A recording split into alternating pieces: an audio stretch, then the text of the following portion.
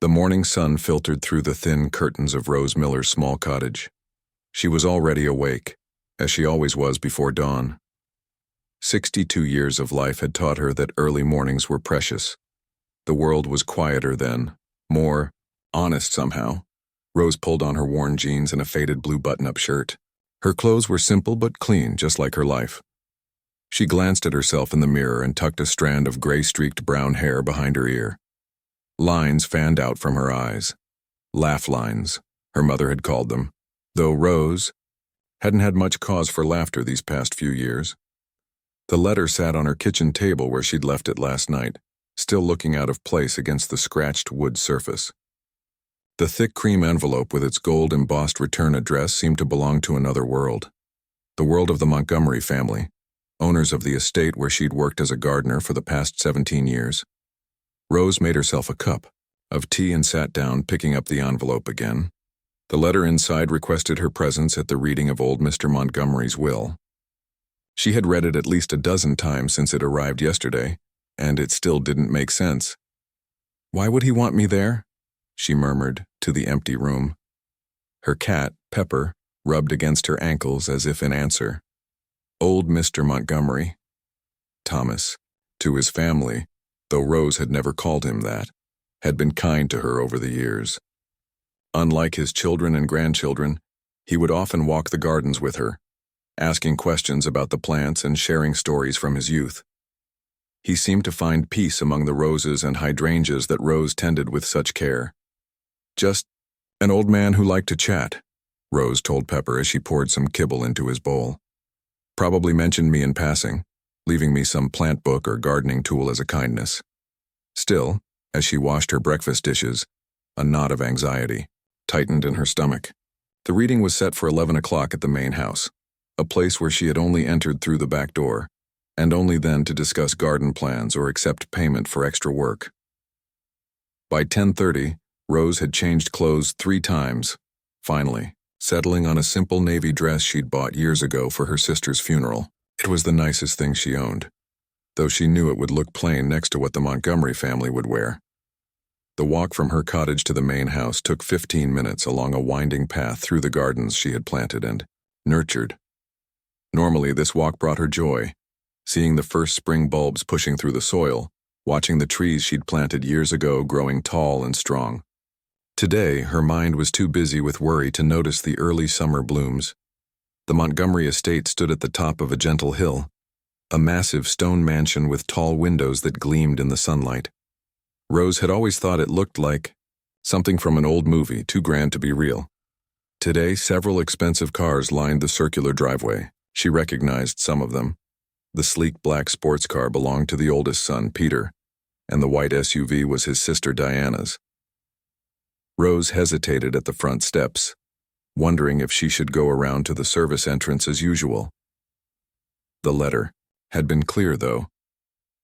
"Please arrive at the main entrance at 11:20 a.m. sharp." Taking a deep breath, she climbed the steps and rang the bell. The door was opened by Howard, the family's longtime butler. His eyebrows rose slightly at the sight of her, the only break in his professional mask. "Ms. Miller," he said with a small nod. "This way, please."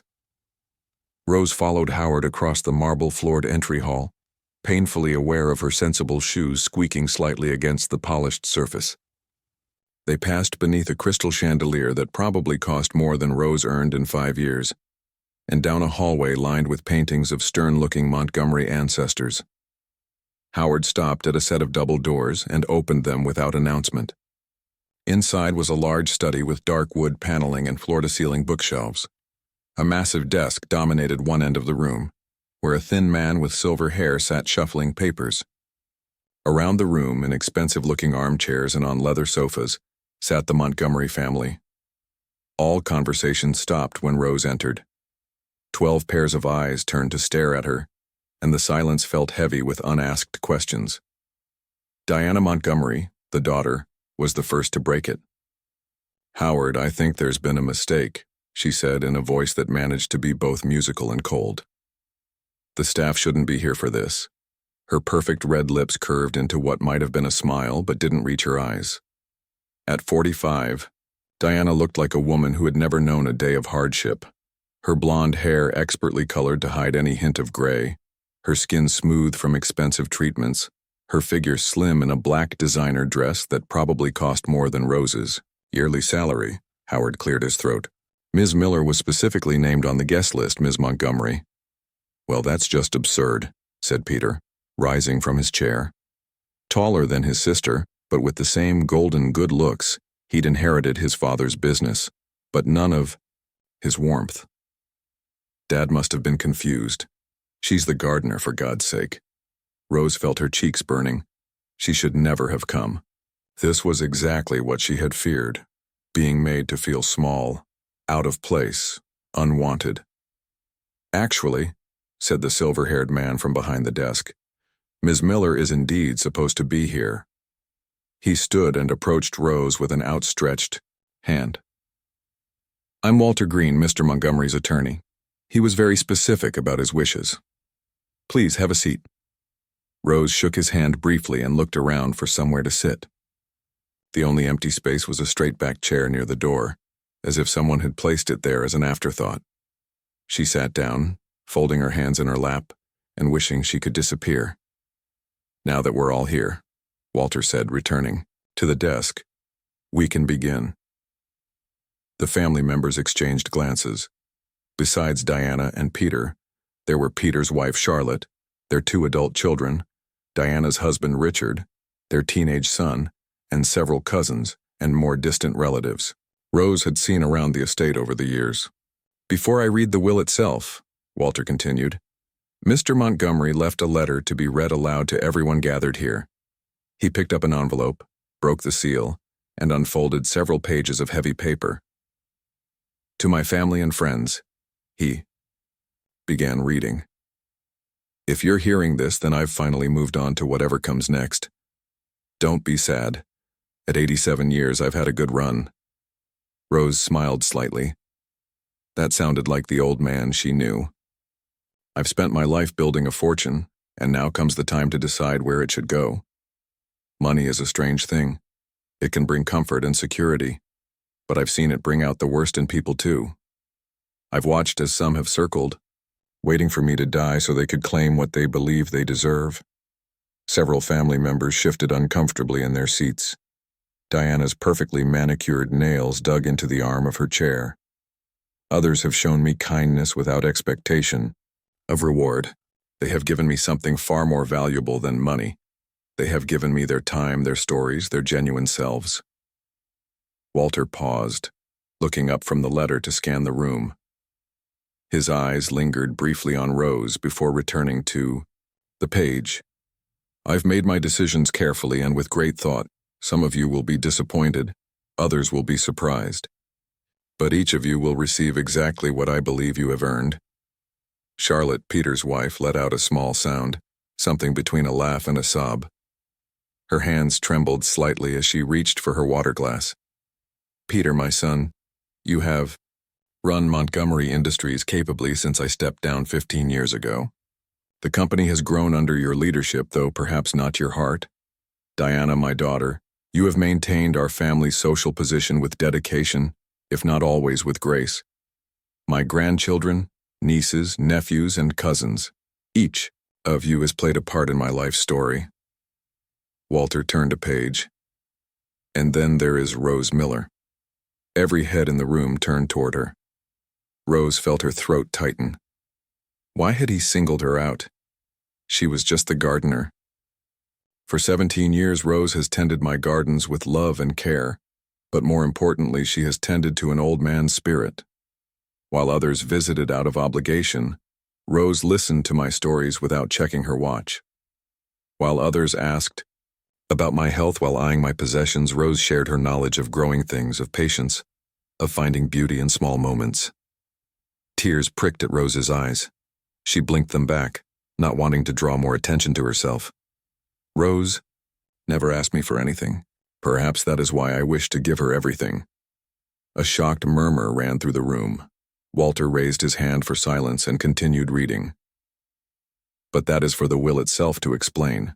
For now, I will simply say thank you to those who brought real joy to my final years. You know who you are. As for the rest, perhaps this will be a lesson more valuable than money. With love and hope for all of you, Thomas Montgomery. Walter set down the letter and picked up another document. Now for the will itself. Rose barely heard him begin the formal legal language. Her mind was spinning with the old man's words. What had he meant about giving her everything? Surely that was just a figure of speech. But looking at the pale, shocked faces of the Montgomery family, she wasn't so sure anymore. Something big was coming, something that would change everything. Rose gripped the edges of her chair and waited for the storm to break. The room felt suddenly too warm as Walter Green adjusted his glasses and began reading the will. Rose sat perfectly still, her hands clasped tightly in her lap. She could feel the weight of the Montgomery family's stares, like stones pressing, down on her shoulders. I, Thomas Edward Montgomery, being of sound mind and body, do hereby declare this to be my last will and testament. Walter read, his voice taking on a formal tone. Peter Montgomery drummed his fingers against the arm of his leather chair. His wife Charlotte placed a hand on his knee, trying to still his nervous movement. Their two grown children, Heather and Brian, sat nearby, both staring at their phones as if they couldn't be bothered with their grandfather's final wishes. To my son, Peter Montgomery, I leave my collection of antique watches and my first edition books. Walter paused, looking up at Peter, whose face had frozen in disbelief. That's it? Peter stood up suddenly. The watches and books? What about the company? What about the house? Walter raised a hand. Please let me finish, Mr. Montgomery. Diana's lips curled into a smug smile as she glanced at her brother. She smoothed her designer dress and sat up straighter, clearly expecting better treatment. To my daughter, Diana Montgomery, I leave my late wife's jewelry collection and the summer house in Cape Cod. Diana's smile vanished instantly. The summer house? That tiny old cottage? Mother's jewelry is valuable, but... She stopped, looking at Walter with narrowed eyes. Where's the rest going? Walter continued without acknowledging her question. One by one, he read out modest bequests to each family member. Brian and Heather each received trust funds for education purposes only. Cousins, nieces, and nephews were given small cash gifts or specific items of sentimental value. With each name called, the tension in the room grew thicker. Rose listened with increasing confusion. If the family was only getting these relatively small gifts, where was the bulk of the Montgomery fortune going? She had heard rumors that old Mr. Montgomery was worth hundreds of millions. Finally, Walter cleared his throat and turned to the last page. And to Rose Miller, who has shown me true kindness without expectation of reward, who has shared wisdom from her garden that applies to all of life, I leave the remainder of my estate, including Montgomery Manor, all associated properties, my controlling shares in Montgomery Industries and all remaining financial assets, currently valued at approximately $165 million. The silence that followed was absolute. Even the distant ticking of the grandfather clock in the hall seemed to stop. Rose felt the blood drain from her face. She must have misheard. Peter was the first to react. He lurched to his feet, his face turning an alarming shade of red. This is absurd. The gardener, she's manipulated him. He wasn't in his right mind. Diana stood too, her perfect composure cracking. She must have been sleeping with him. That's the only explanation. This country bumpkin somehow seduced our father. Rose flinched at the crude accusation. That's not true, she said quietly, but no one was listening. I built that company. Peter was shouting now, spittle flying from his lips. I've worked 60-hour weeks for 30 years, and he leaves it to someone who digs in the dirt for a living? Charlotte had begun to cry silently, mascara tracing black lines down her perfectly made-up face. Heather and Brian finally looked up from their phones, their expressions a mixture of shock and outrage. Walter waited patiently for the initial uproar to subside. When Peter paused to take a breath, the attorney spoke up. Mr. Montgomery anticipated your reaction. There's a video he recorded 3 weeks before his death that he asked to be played now.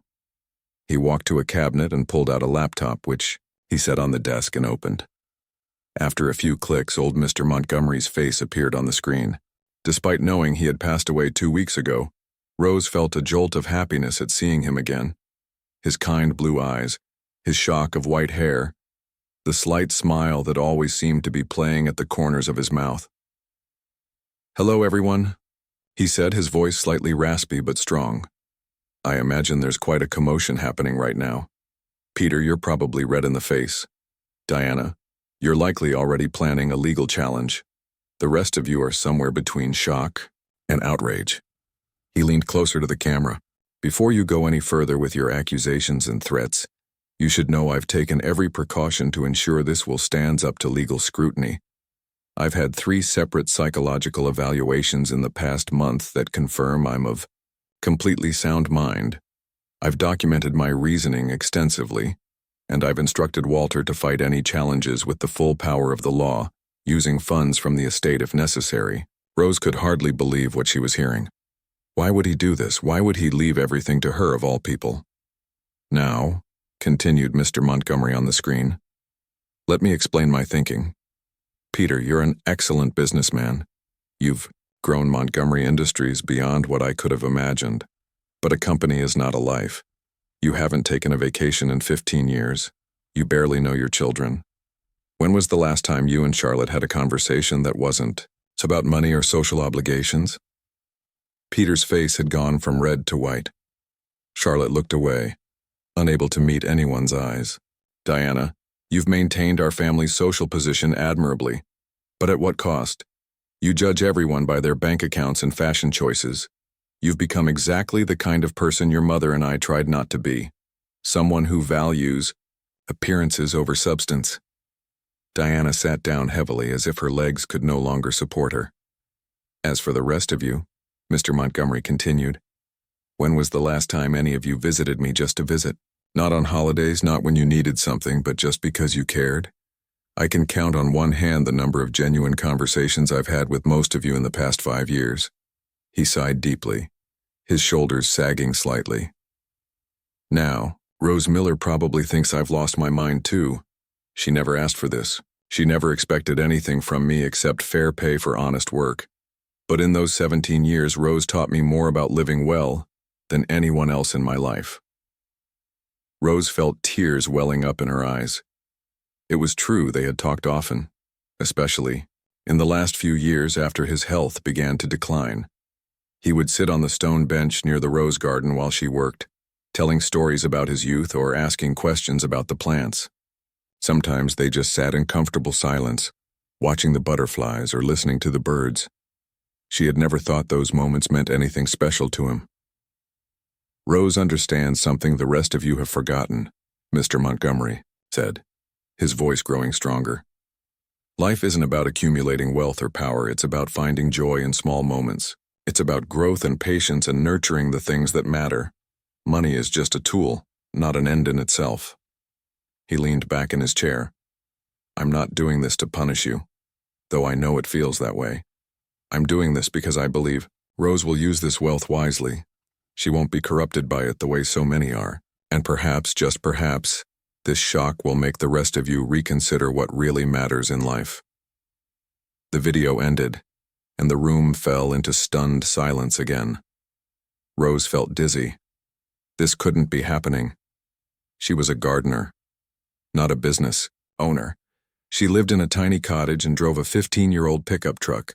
What would she do with a mansion and a company and millions of dollars? "This is a joke," Diana finally said, her voice shaking. "It has to be." Walter shook his head. "I assure you it's not. I tried to talk him out of it myself, but Mr. Montgomery was quite determined." "We'll fight this," Peter said, his lawyer's mask back in place. "We'll tie this up in court for years." "You're welcome to try," Walter replied calmly. As Mr. Montgomery mentioned, he took extensive precautions. "I have psychological evaluations, witnessed statements, and thorough documentation of his decision-making process. Fighting this will only drain your own resources, not change the outcome." Rose finally found her voice. "I don't understand," she said softly. "I don't know the first thing about running a company or managing this kind of money. Why would he do this? Walter turned to her with a gentler expression than he'd shown to the others. Mr. Montgomery left you a private letter as well, Ms. Miller. Perhaps that will explain his thinking better. He handed her an envelope with her name written on it in old Mr. Montgomery's shaky handwriting. Rose took it with trembling fingers but didn't open it. Not here, not with everyone watching. This meeting is concluded, Walter announced. Ms. Miller is now the legal owner of the estate. I'll be in touch with each of you regarding the specific bequests mentioned in the will. You expect us to just leave? Peter demanded. This is our family home. Not anymore, Walter said firmly. Security has been instructed to ensure a peaceful transition. You'll be allowed to collect personal belongings under supervision, but the property now belongs to Ms. Miller. As if on cue, two large men in suits appeared in the doorway. Rose recognized them as part of the security team that patrolled the grounds. This isn't over, Diana hissed, as she grabbed her purse and stood. She glared at Rose with such hatred that Rose physically recoiled. Enjoy it while it lasts, Gardner. We'll see who has the last laugh. One by one, the family members filed out, some crying, others fuming in silent rage. Rose remained seated, clutching the envelope, feeling as if the world had tilted on its axis. When everyone else had gone, Walter sat in a chair across from her. I know this is overwhelming, Ms. Miller. Mr. Montgomery asked me to help you through the transition. There's no rush to make any decisions right now. Rose looked up at him, still dazed. They hate me. They think I somehow tricked him. Walter nodded. They're looking for someone to blame. It's easier than accepting that perhaps they didn't know their father as well as they thought they did. What am I supposed to do now? Rose whispered. I suggest you go home, read his letter, and get some rest, Walter said kindly. Tomorrow will be soon enough to start figuring out the rest. Rose nodded numbly and stood. As she walked through the grand house, her house now apparently, everything looked different, as if she was seeing it for the first time. The polished floors, the expensive artwork, the crystal chandeliers, none of it felt real. Outside, the gardens were the only thing that still made sense. Rose took a deep breath of the flower-scented air and began the walk back to her cottage, the envelope clutched tightly in her hand, wondering what words from beyond the grave awaited her inside. Rose sat at her small kitchen table staring at the unopened envelope. Her cat, Pepper, rubbed against her legs, sensing something was wrong. Outside, the evening light was fading, casting long shadows across her garden. She had walked home in a daze, barely noticing the familiar path. How had this happened? Just this morning she had been Rose Miller Gardner. Now she was, what? An heiress? A business owner? The thought made her stomach twist with anxiety. With shaking hands, she finally opened the envelope. Inside was a single sheet of paper covered in old Mr. Montgomery's distinctive handwriting, slightly shaky but still clear. My dear Rose, it began. If you're reading this, then Walter has done his job and you're now sitting somewhere wondering if I've lost my mind. I haven't. This decision has been years in the making. Rose took a deep breath and continued reading. You probably don't realize how much our conversations meant to me. When Elizabeth died 10 years ago, I lost more than my wife of 50 years. I lost my compass, my best friend. My children were too busy with their own lives to notice how adrift I was, but you did. You never said anything directly, but you started finding more reasons to work near the bench where I sat. You shared cuttings from your own garden at home. You brought me tea on cold days. Tears welled in Rose's eyes. She had done those things, not out of calculation, but because she'd seen his loneliness and recognized it as a mirror of her own. After her husband Tom had passed away 15 years earlier, in those quiet afternoons you taught me more about life than any business school or board meeting ever did. You showed me how to find joy in watching things grow, in patience in the cycle of seasons. While my family waited for me to die so they could spend my money, you helped me remember how to live. Rose wiped her eyes with the back of her hand. I know this inheritance will come as a shock. I know you never wanted wealth or power, but I also know you will use these resources wisely. You understand what so many wealthy people forget? That money is just a tool, not a measure of worth. The letter continued with practical details, people she could trust, advice about dealing with the family's inevitable legal challenges, and assurances that Walter Green would help her navigate the complexities of her new situation. Don't let them intimidate you, the letter concluded. You are stronger than you know. And Rose? Thank you for seeing me as a person, not just a fortune with an expiration date. Your friend always, Thomas. Rose set the letter down and let the tears come, not tears of joy at her sudden wealth, but tears of grief for the kind old man who had valued their friendship so much more than she had realized. After a while, she made herself a cup of tea and sat by the window, watching the stars appear one by one in the darkening sky. Tomorrow would bring challenges she couldn't even imagine yet. But tonight, she would allow herself this moment of quiet reflection. The phone rang early the next morning, startling Rose from a fitful sleep. She had dozed off in her armchair, the letter still on her lap. Disoriented, she fumbled for the phone. Ms. Miller, it's Walter Green. I hope I didn't wake you. No, it's fine, Rose lied, glancing at the clock. It was barely 7 a.m. I'm afraid we have a situation at the main house. The family has returned with their lawyers. They're demanding access to Mr. Montgomery's office to look for evidence that he wasn't of sound mind. Security has kept them out, but I thought you should know. Rose sighed. Of course it wouldn't be simple. What should I do? That's entirely up to you, Walter said. You own the property now. You can have them removed, or you can meet with them. Either way, I suggest you come to the house. It's important to establish your authority early. Authority. The word felt foreign to Rose. She had never had authority over anything except her garden. I'll be there in 30 minutes, she said finally. After a quick shower and change of clothes, still, her usual jeans and button-up shirt, she couldn't bring herself to dress differently just because of money. Rose walked to the main house. She could hear raised voices before she even reached the front door. In the grand entry hall, Peter and Diana Montgomery stood with two men in expensive suits. Security guards flanked the doorway to Mr. Montgomery's office, arms crossed. This is outrageous, Peter was shouting. That's my father's private office. Not anymore, Walter replied calmly, standing between the family and the guards. He spotted Rose and gestured for her to join him. All eyes turned to her as she crossed the marble floor. Diana's glare was venomous. Here's the gold digger now, she spat. Enjoy playing Lady of the Manor while it lasts, Gardner. Our lawyers will tear this ridiculous will apart. Rose felt a flicker of anger cutting through her uncertainty. I never asked for any of this, she said quietly. Your father was my friend. I'm just as surprised as you are. Friend? Peter scoffed. Is that what you call it?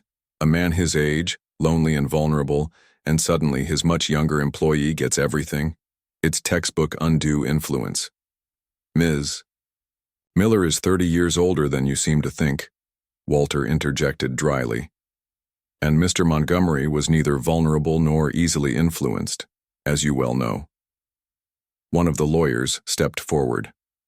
We have concerns about the circumstances surrounding this will. We're prepared to file challenges on multiple grounds, including lack of testamentary capacity and undue influence. It would be in everyone's best interest to negotiate a settlement now, rather than engage in lengthy litigation. Walter looked at Rose. It's your decision, he said quietly. Rose thought about old Mr. Montgomery's letter. Don't let them intimidate you. You are stronger than you know. I understand you're upset, she said, addressing the family directly.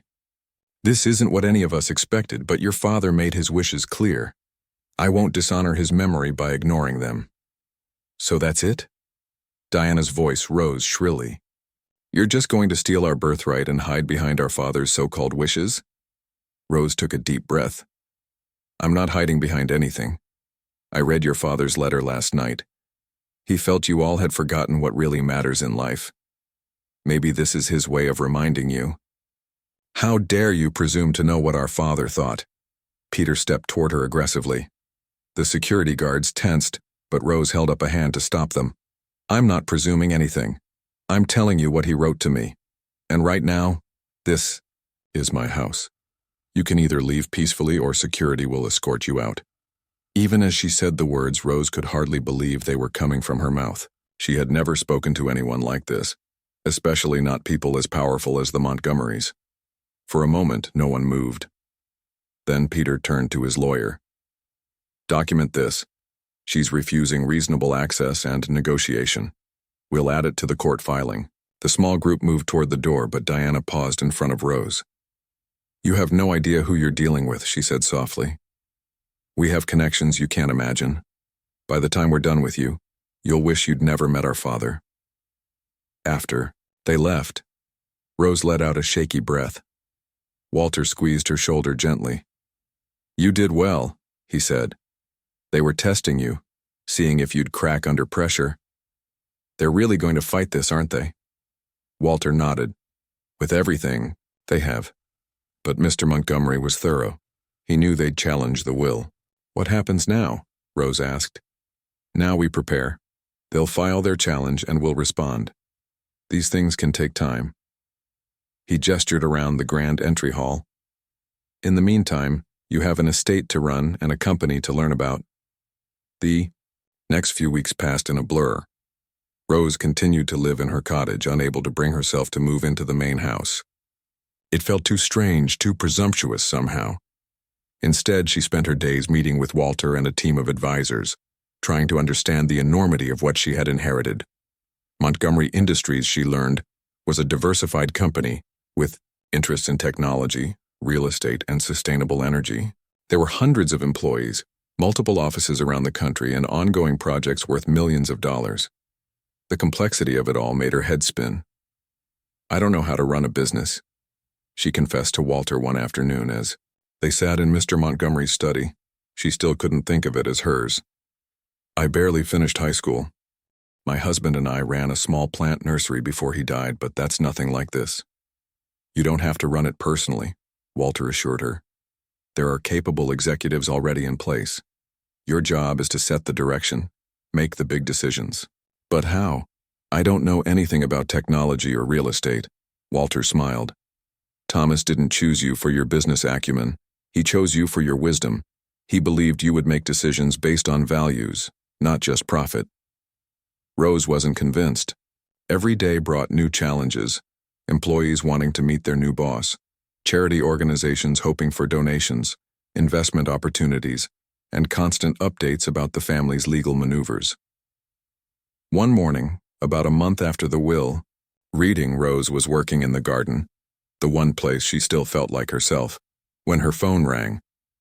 It was Walter, his voice tense. Rose, you need to come to the office. The family has gone public. They've given an interview to the Valley Times, claiming you manipulated Thomas and suggesting there was an inappropriate relationship.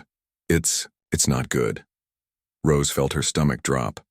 They're saying I slept with him, but that's ridiculous. He was like a father to me. I know, but they're desperate, and desperate people can be cruel. We need to discuss how to respond. Rose looked down at her dirt-stained hands. She had spent her life avoiding conflict and attention. Now she was being dragged into a public battle with one of the wealthiest families in the state. I'll be there in an hour, she said finally. As she cleaned up and changed clothes, Rose thought about old Mr. Montgomery's letter again. You are stronger than you know. She hoped he was right, because she was going to need every ounce of that strength to face what was coming. The Valley Times article was worse than Rose had imagined.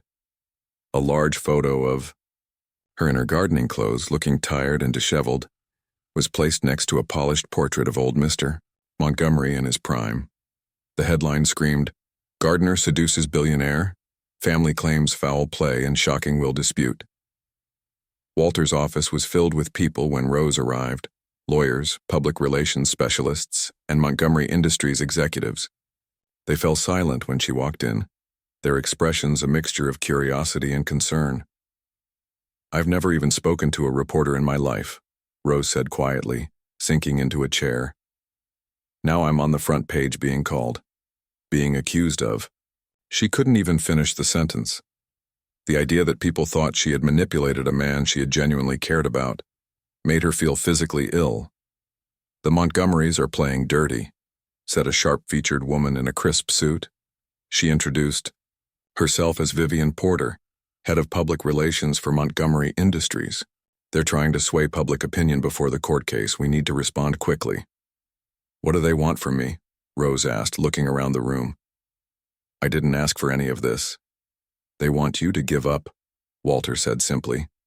"They think, if they make this painful enough, public enough, you'll settle just to make it stop."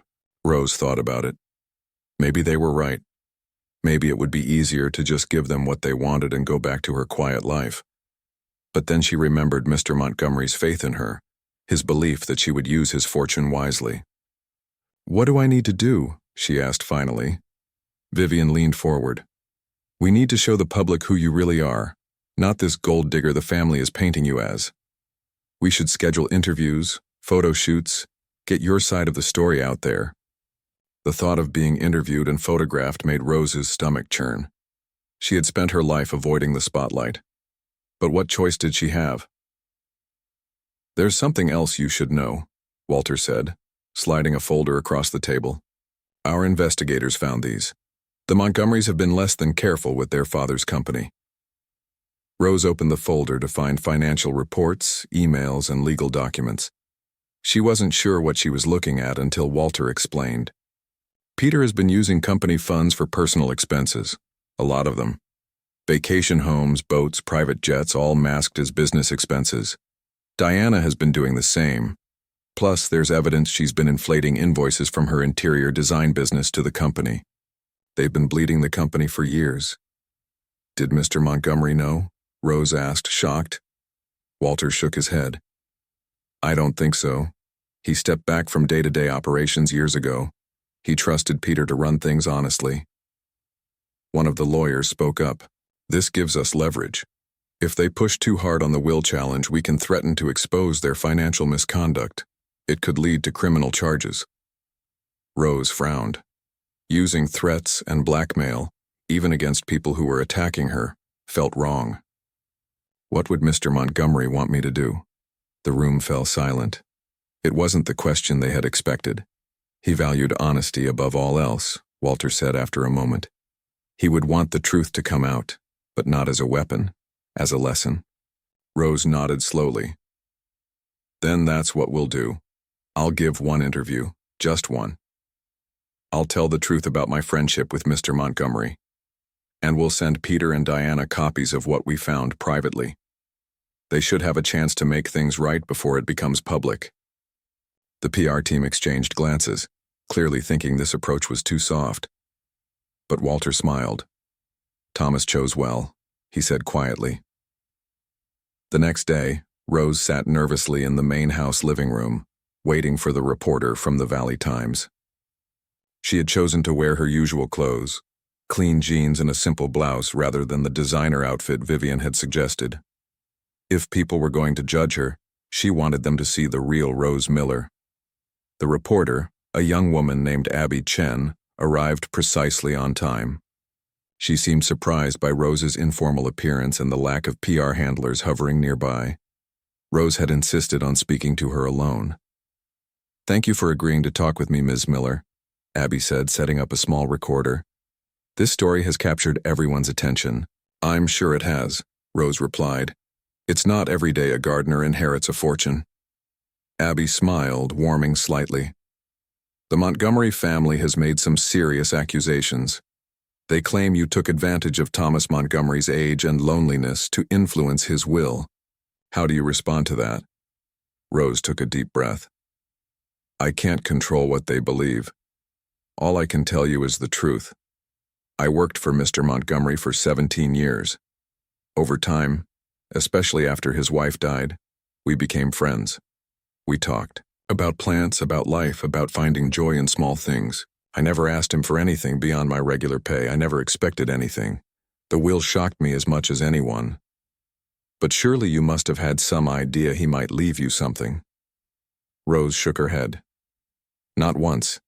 If he had left me a book about gardening or a small keepsake, that would have seemed possible. But this?" She gestured around the grand room. "Never. Why do you think he did it? Abby asked, leaning forward. Rose thought about Mr. Montgomery's letter. He told me, in a letter he left, that he valued our friendship because I saw him as a person, not as a fortune, his family. She paused, choosing her words carefully. His family had different priorities. The Montgomerys suggested there was a romantic relationship between you and Thomas. Was there? Rose met Abby's eyes directly. No, absolutely not. He was 30 years older than me for one thing, but more importantly, our connection wasn't like that. He was like a father figure to me after my husband died. We were friends who enjoyed each other's company. Nothing more. The interview continued for over an hour. Rose spoke honestly about her background, her years working at the estate, and her uncertainty about her new role. She showed Abby the gardens she had created, explaining how she and Mr. Montgomery had planned each section together. What will you do with the money? Abby asked as they walked back to the house.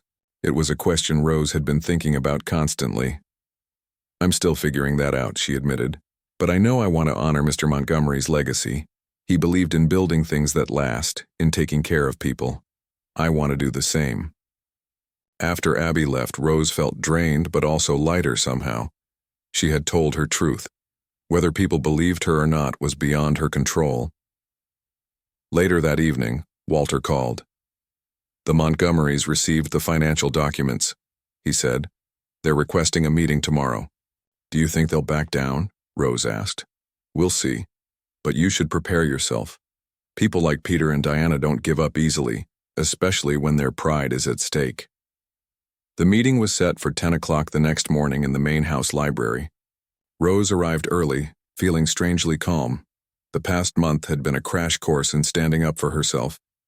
Each confrontation was a little less terrifying than the last. Peter and Diana arrived exactly on time, flanked by their lawyers. Both looked tense, their usual polished appearance slightly frayed at the edges. Thank you for coming, Rose said, gesturing to the chairs arranged around the large oak table. Let's skip the pleasantries, Peter said tightly. You've made your point with these documents. What do you want? I don't want anything from you, Rose replied.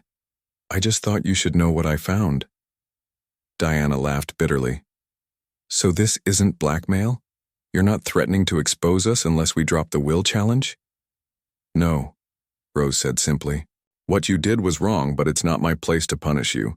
That's between you and the law and your conscience. The siblings exchanged confused glances. This clearly wasn't the response they had expected. Then why show us these at all? Peter demanded. Because I thought you deserved to know. And because I'm hoping we can find a better way forward than fighting each other in court and in the press. Walter, who had been silent until now, slid a folder across the table.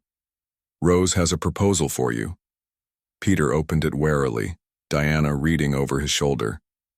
Their expressions changed from suspicion to surprise as they read. You're offering us positions on the board? Peter looked up, baffled.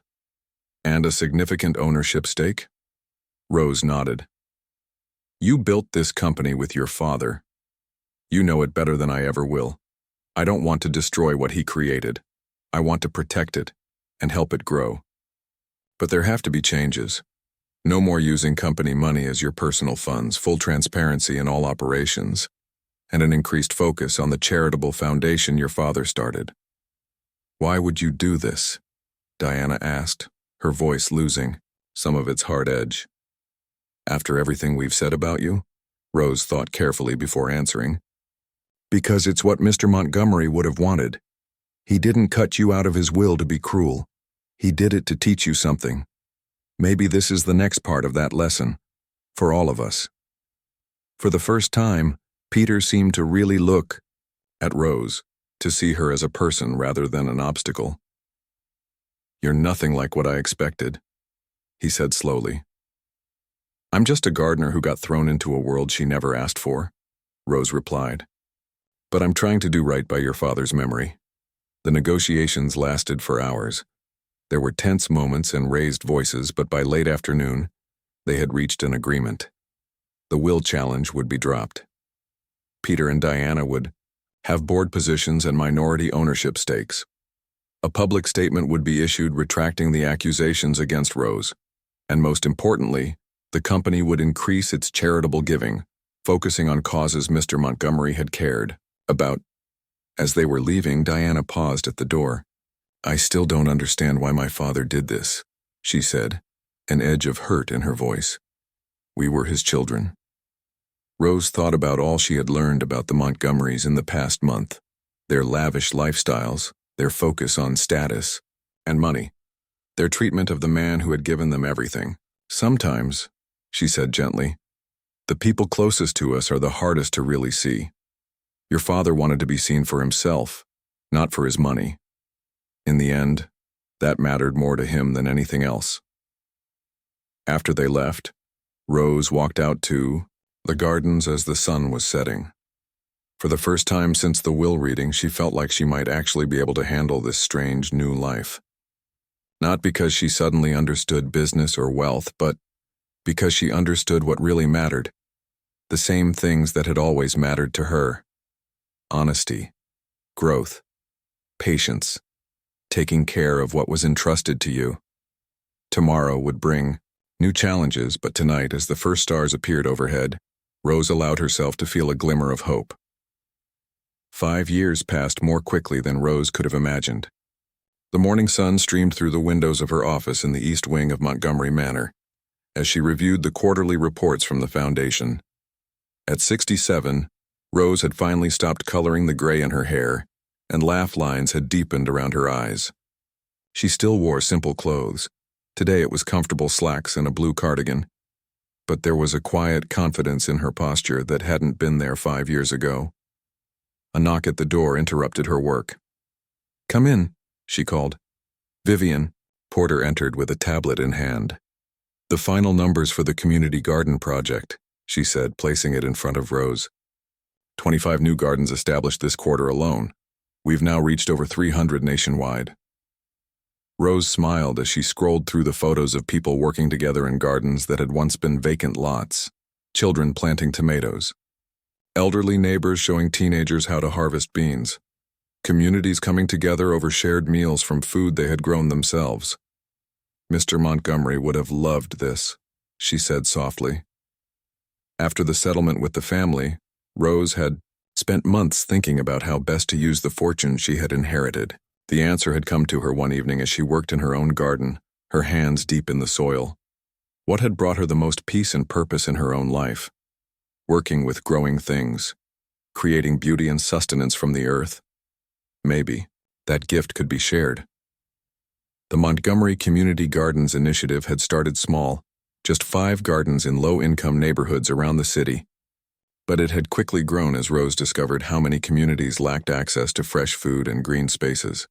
The project provided land, tools, education, and support, but the gardens themselves belonged to the communities who tended them. "The Rio New York Times wants to do a feature on the initiative," Vivian said. "They're calling it the Billionaire Gardeners Revolution." Rose chuckled. "I'm hardly leading a revolution, just planting seeds and letting people grow them." "You're too modest. What you've built goes far beyond gardens." Vivian gestured at the wall of photos behind Rose's desk. Hundreds of images of community gardens, youth programs, and educational initiatives that had sprung from Rose's original idea. "You've changed thousands of lives."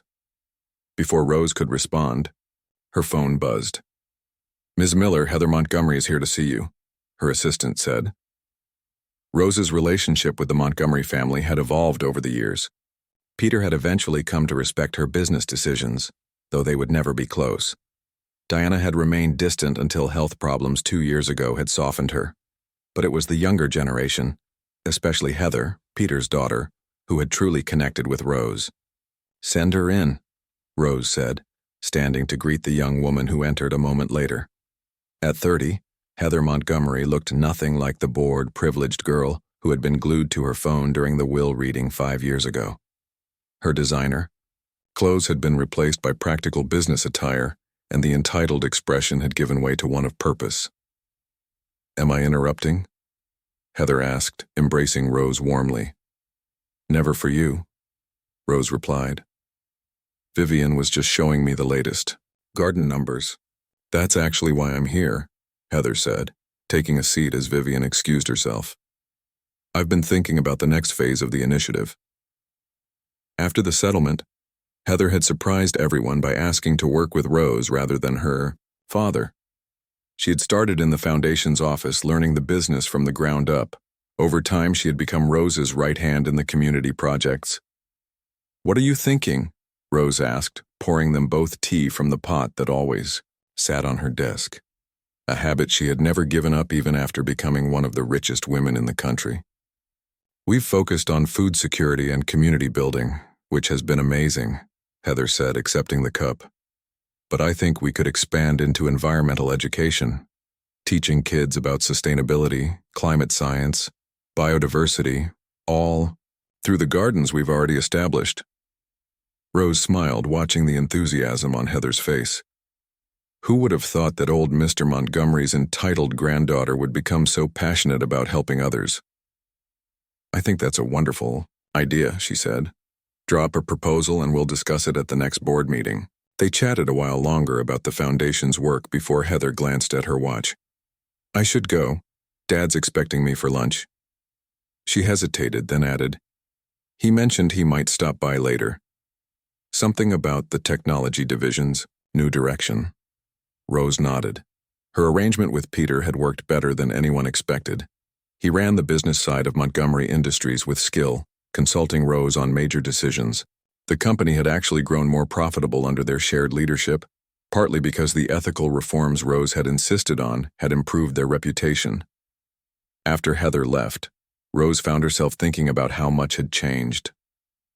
5 years ago, she had been a gardener with dirt under her fingernails and calluses on her hands, mocked by the wealthy family at the will reading.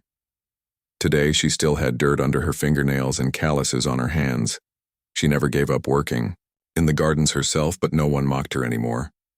The afternoon sun was beginning to slant through the windows when Rose decided to take a walk. Despite having the entire estate at her disposal, she had never moved into the main house. Instead, she had converted part of it into offices for the foundation, opened the gardens to the public, and stayed in her cottage at the edge of the property. It remained her sanctuary. As she walked the familiar paths, Rose stopped to check on the new rose variety she was developing, one she planned to name after old Mr. Montgomery. A gardener's habit of talking to her plants had never left her, no matter how many board meetings she now attended. You'd be proud, I think, she said softly to a particularly beautiful bloom. Not just of what I've done with your money, but of your family too. They're learning, growing, changing, just like everything in this garden. Rose continued her walk, greeting the visitors who had come to enjoy the public gardens. Unlike many wealthy people, she had never hidden herself away. The locals had grown used to seeing the billionaire gardener in her work clothes, happily answering questions about plants or pulling weeds alongside the paid gardeners. As the sun began to set, Rose made her way to a particular stone bench near the rose garden, the one where old Mr. Montgomery had sat during their many conversations. She had kept this spot exactly as it had been, a small memorial to the friendship that had changed her life. Rose. A familiar voice interrupted her thoughts.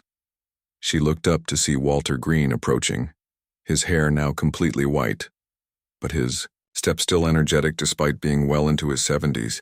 Walter, I didn't know you were coming by today. She patted the bench beside her and he sat down. I had some papers for you to sign, but they can wait. He looked out over the garden, which was glowing in the golden evening light. I was just thinking about Thomas. Today would have been his birthday. Rose smiled. I know. That's why I came here. They sat in comfortable silence for a moment. Two people who had navigated an extraordinary situation together and formed a lasting friendship in the process. Did you ever imagine it would turn out like this? Walter asked finally. That day when you came to the will reading? Rose laughed softly. Never in my wildest dreams. I thought Mr. Montgomery had lost his mind, leaving everything to me. He knew exactly what he was doing, Walter said. He told me once about a year before he died that he'd finally figured out what to do with his money. He said, "I'm going to give it to someone who understands that wealth is just a tool, not a purpose." I didn't know he meant you until I read the will myself. I still miss our talks, Rose admitted. He had a way of seeing the world that made you look at things differently. Walter nodded. He would be so proud of what you've done. Not just the foundation or the business, but how you've brought his family back together. Diana's planning to volunteer with the senior garden program now. That she's feeling better, did you know that? She mentioned it last week, Rose said, surprised that Walter knew. She said working with her hands might be good therapy for her arthritis. Just like her father, finding healing in a garden. Walter smiled. You've come full circle in a way. The simple woman they mocked at the will ceremony has taught them all what really matters. Rose thought about the journey of the past 5 years, the challenges she had faced, the growth she had experienced, the lives that had been touched because one lonely old man had valued her friendship above all else. We're all just gardeners, in the end, she said thoughtfully, planting seeds we may never see grow to full height. Mr. Montgomery planted something in me all those years we talked. I don't think either of us knew what it would become. As the last light faded from the sky, stars began to appear overhead. Rose and Walter continued to sit on the bench, two friends sharing memories of a man who had changed both their lives. Around them, the garden settled into evening, flowers closing, night creatures stirring, the eternal cycle continuing just as it always had. In the distance, lights came on in the foundation offices where young people were still working on projects that would help communities thrive. In the main house, a meeting room was being prepared for tomorrow's board meeting where new initiatives would be discussed.